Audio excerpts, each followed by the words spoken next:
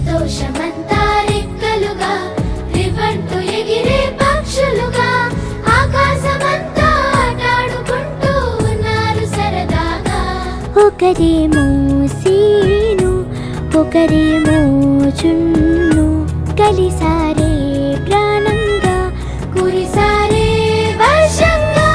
పాటేమో scene ఆటేమో చున్ను ఒకటై ఎదిగారే మధురంగా.